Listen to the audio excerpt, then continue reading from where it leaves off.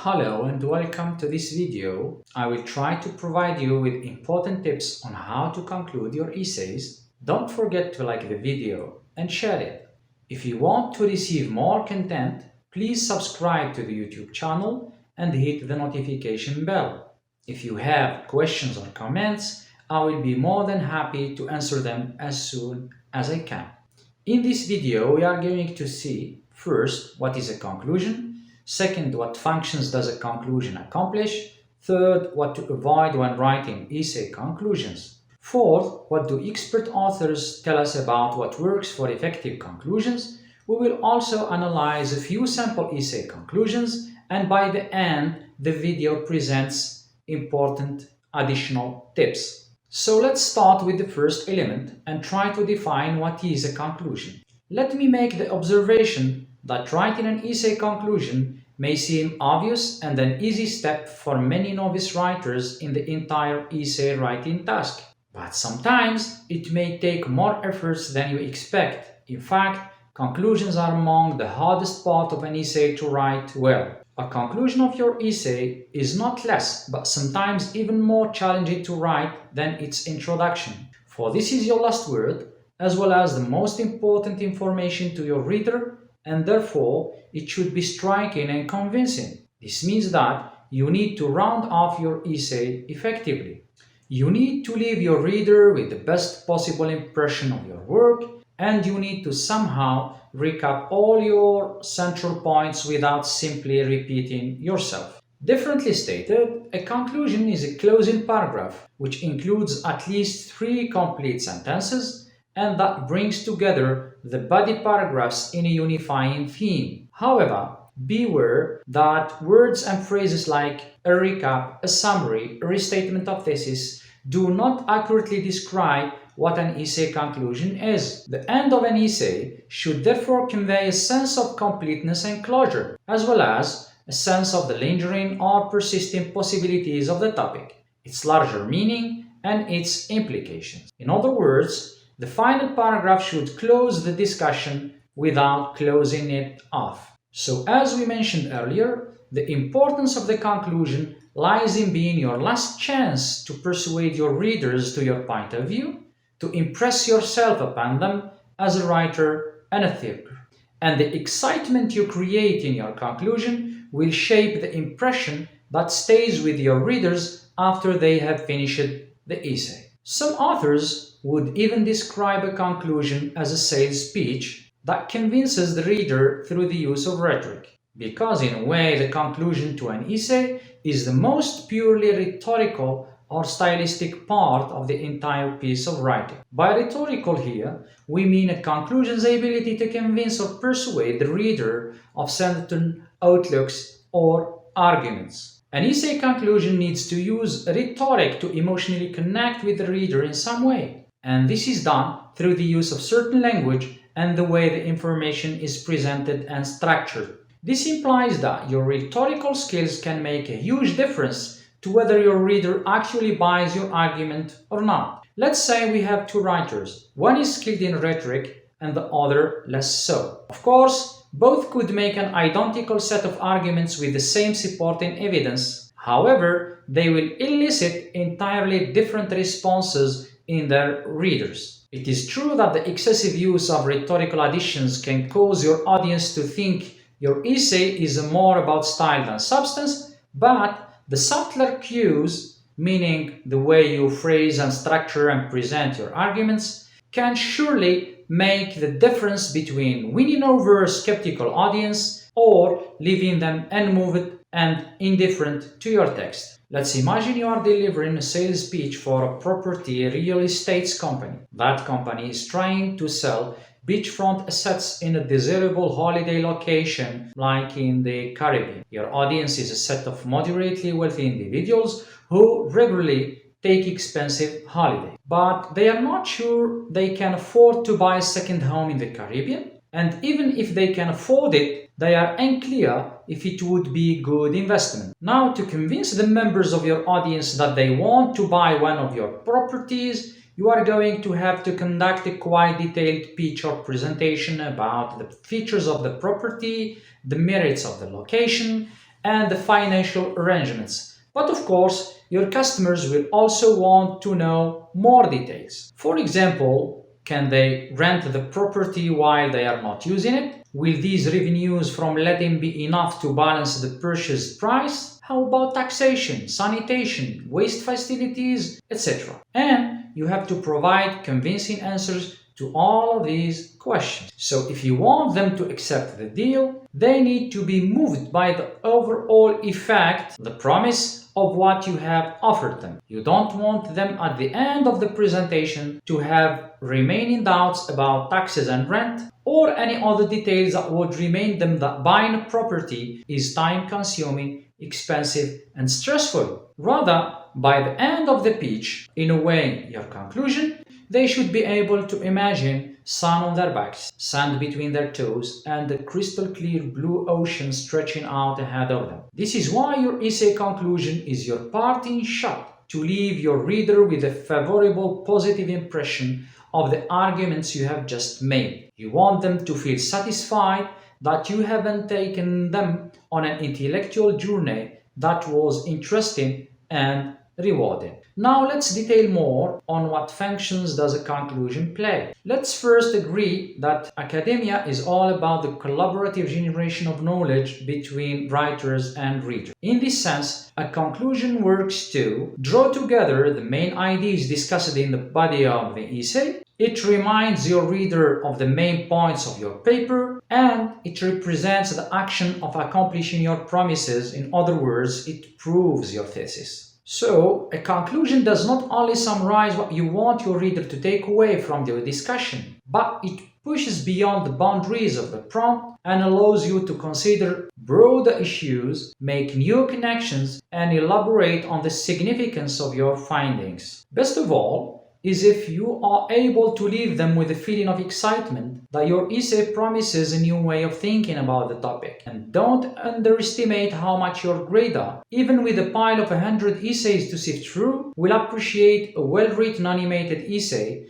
that reads satisfyingly from start to finish. So, if there is even a germ of an original idea in the essay you are writing, it is your job to sell it and make your grader buy it. That's what a good essay conclusion does. To sum up this section, remember that the key to concluding an essay of any length or complexity is persuading your reader that there has been development between the start and the end of the essay. In other words, they must end knowing more than they did at the beginning of reading. Now that we have an idea about what a conclusion should do, and before we get to answering the question of how to write a good essay conclusion, it's useful to spend a moment thinking about some of the things an essay conclusion should not include. So, here are some things to avoid in a conclusion. First, avoid phrases like in conclusion, to conclude, in summary, to sum up, in closing, as shown in the essay, etc. These phrases can be useful and even welcome in oral presentation, but readers can see automatically when an essay is about to end. You will irritate your audience if you overstate what is obvious. Secondly, don't employ overgeneralizations about gender, historical time periods, cultural movements, etc. And thirdly, don't introduce your ideas with wordy phrases like in short, what we have seen, in summary, the essay tried to. Rather, use concise language. Additionally, you should not provide a repetitive summary of everything you have said, whether it be in the introduction or in the body paragraphs. In other words, don't copy and paste or just summarize and paraphrase, but rather synthesize only the key points in your argument. For there would be no point in ending the essay with redundant information that does not fulfill any sort of rhetorical or persuasive function. Also, don't use some inspirational quotes from Gandhi or Gibran, etc. Any in-text quotation should belong to the body paragraph and not in the conclusion. Furthermore, don't apologize for any shortcomings your essay may have. At the time you have finished writing, you may be having some doubts about what you have produced, but please repress those doubts. Don't undercut your authority by saying things like, this is just one approach, sorry, this is the best I could give, etc. Never ever write that. Even worse, don't suddenly become sentimental, personal, or moralizing. This kind of conclusion that draws on emotion and personal opinion to make its appeal, however genuine, is usually out of character with the rest of analytical paper. A more sophisticated commentary, rather than an emotional praise, would be a more fitting tribute to the topic. A bad example might sound something like, because of the efforts of fine Americans like Frederick Douglass, countless others have seen the shining beacon of light that is education. His example was a torch that lit the way for others. Frederick Douglass was truly an American hero. This paragraph is filled with unnecessary emotional tone. Similarly ineffective is to attempt to use a Sherlock Holmes conclusion. Some writers wrongly think it would be more dramatic to keep the reader in suspense and then wow them with the main idea or thesis statement in the conclusion, as in Sherlock Holmes' mystery. The reader, however, does not expect a mystery, but an analytical discussion of your topic in an academic style with the main argument or thesis stated up front. Also, try not to use a lot of the same phrases you have used previously in the essay. Instead, go for fresh language to avoid boredom. One last thing to avoid is adding new content or making new arguments in the conclusion. This creates confusion for the reader. A conclusion, as we have said, is a place where you reflect on the arguments you have made rather than starting to introduce anything new. So if a brilliant idea that pops up in your mind by the end of the writing process and tries to sneak into the final paragraph, you must pluck it out and let it have its own paragraph in the body or leave it out completely. A bad example of irrelevant information in conclusion might look like this. In addition to being an educational pioneer, Frederick Douglass provides an interesting case study for masculinity in the American South. He also offers historian an interesting glimpse into slave resistance when he confronts Covey, the overseer. His relationship with female relatives reveal the importance of femininity in slave community. You see in this paragraph that the author provides too many irrelevant information which add no value to the conclusion. Again, let me stress that there is no one way to write a good conclusion, but there are some tips and suggestions that could make it more effective, and here is a list of them. Firstly, when writing a conclusion, a specific to general structure is usually recommended in a pyramid shape. In other words, the structure of a conclusion is opposite to that of an introduction. So the first thing to do before drafting your conclusion is to zoom out and return to the question you started with. Use your introductory paragraph as a guide. For example, you may have started by saying there are 3 classes at school that I absolutely can't wait to go every day. Then you can start your conclusion by saying, Gym, math and art are the 3 classes I try to never miss. In this way you connect back to the essay hook and relate your closing statement to the opening one. This link can be also achieved by using keywords from the essay question. For example, if the essay question is, why is Slim an important character in the novel of Mice and Men? You can start your conclusion with, the character of Slim is important because he symbolizes hope in the novel. His nobility and thoughtfulness represent the more positive side of human nature. He is an intelligent character who is respected by the men on the ranch. He therefore acts as an important contrast to the character of Curly. So by rephrasing the thesis statement, you remind your reader of the point of your paper. Also, a good strategy to start your conclusion paragraph is to come back to the one key term that you have been trying to define, for example, paradox, euthanasia, etc., and suggest how the essay has changed your perspective. Next, you should briefly summarize the line of points you made in the paper and show how they support your argument. In other words, try to tie all the pieces of your paper together to make sure that your essay explicitly represents a unified,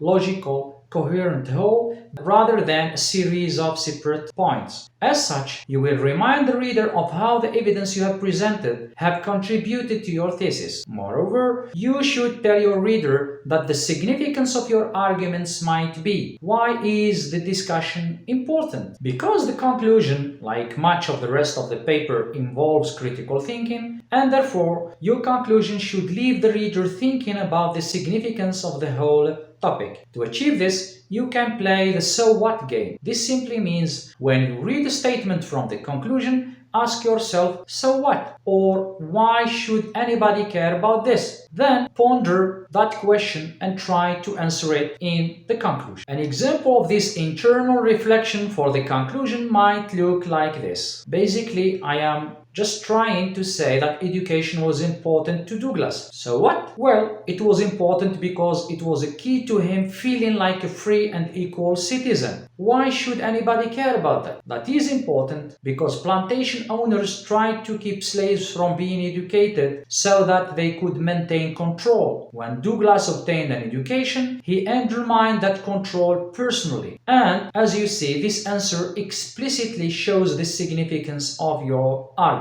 Another effective strategy for an effective conclusion is to bring the reader full circle. How is that done? Well, if you begin by describing a scenario, you can end with the same scenario as proof that your essay is helpful in creating a new understanding. You can also refer to the introductory paragraph by using keywords or parallel concepts and images that you also used in the introduction. Another option to use for the last sentence in your conclusion is to go for step up, to amplify the main point of an essay. In other words, you put it in a different perspective or on a large context, a social, historical, or scientific one, yet without using too much generalization. That would help readers gain a new vision on the topic and bring ideas all together to create a new but related meaning. Examples? Finally, I feel that we cannot generalize about children or adults being better learners. It depends on the situation and the motivation of the person and the level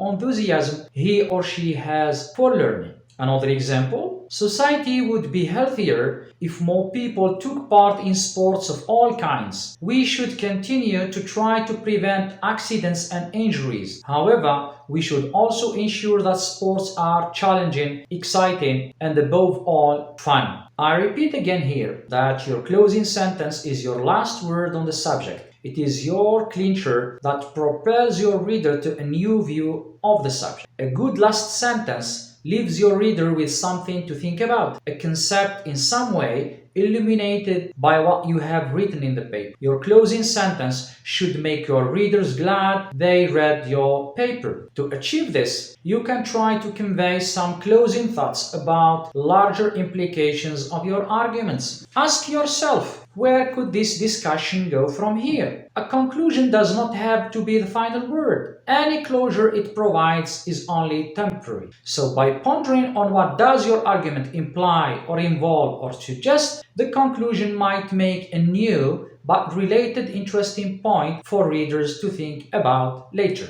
You could also demonstrate the importance of your ideas by making future predictions and give readers food for thought. When and if our power words to support your points on this strategy for essay conclusions. For example, physical punishment can be a useful method of discipline. However, it should be the last choice for parents. If we want to build a world with less violence, we must begin at home and we must teach our children to be responsible. As you might see here, the word if adds value to our conclusion. So, for writing the last sentence of your essay, you have many other choices to consider. You could urge your readers to think differently, warn readers of the possible consequences of not attending to a problem, recommend a specific course of action, discuss why it is difficult to arrive at a definitive answer to the question posed, raise other questions, offer a solution to an issue, etc. However you choose to write, always remember to end on a positive note. Now that you have an idea of what you should include and what you must avoid in an essay conclusion, let us see how different authors manage to write effective conclusions using different strategies. Here is the first example. In this first sample, the different colors show how the three main components of a conclusion are ordered from specific to general, and the same thing is true for other samples. The author starts with a rephrased thesis statement, then a summary of main ideas within the paper, and ends with stating the significance of the argument. In the second sample, the author starts with a contention, then a summary of main points, and finishes with broader significance of the topic. Again, for the third sample, the author starts with a thesis restatement, summarizing the subpoints from the body paragraphs and providing a final impression. On this sample, you can see how the final sentence calls the readers to take action. Also, in this example, you can see how the conclusion starts with a restatement of thesis, then a summary of main points, and again with final comments that draw together all the question, the evidence, and the conclusion. Here is another example in which we have a reference to essay questions, a reiteration of thesis point, an overview of main arguments, and the sample ends with comment and reference to essay question. Let's now have a look at this specific sample where we can follow how the author draws on the introduction and body paragraphs to write better conclusions. In this 5-paragraph essay about Shakespeare's famous sonnet 18, asked to examine some of the formal features of the sonnet. So, as you notice, our first example simply restates the thesis without displaying any significant development. The points made in the 3 body paragraphs are simply presented in the conclusion as a list. This creates an overall effect of incoherence, which is often a major problem for 5-paragraph essays. The second example of conclusion demonstrates a bare minimum a reader should expect from a conclusion. It creates a sense of development through the essay by revisiting some of the detail of the body paragraphs and attempting to draw links between them. The third example of the conclusion represents a much more convincing sales pitch for this kind of literary essay. It groups together the various body paragraph arguments into a single unifying theme. In this case, it's the idea that Shakespeare's greatness as a poet rests in his mastery of form and content, and his ability to weave the two subtly into a poem that first descends into a lament on the ravages of aging and then abruptly turns into a celebration of art and poetry.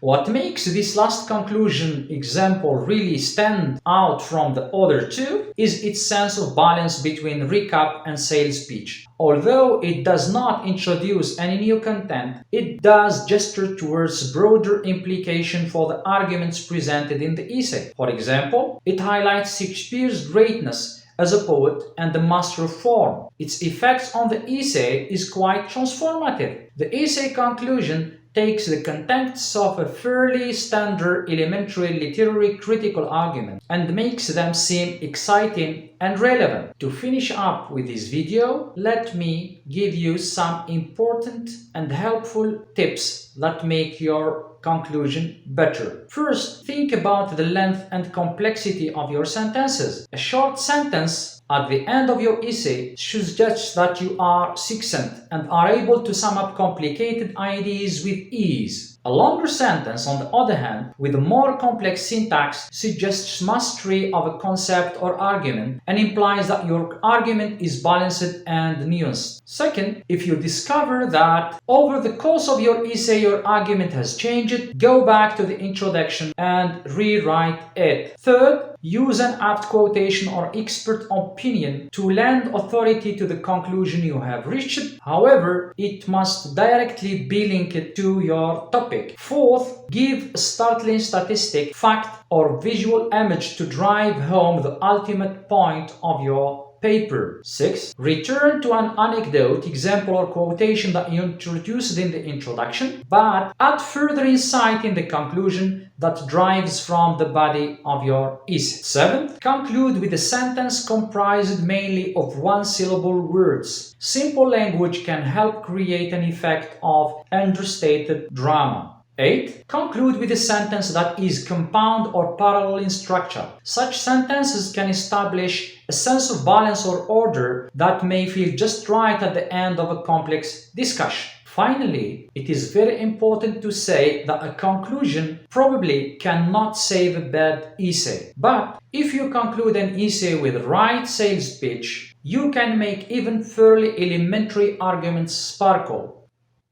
Thank you for watching this.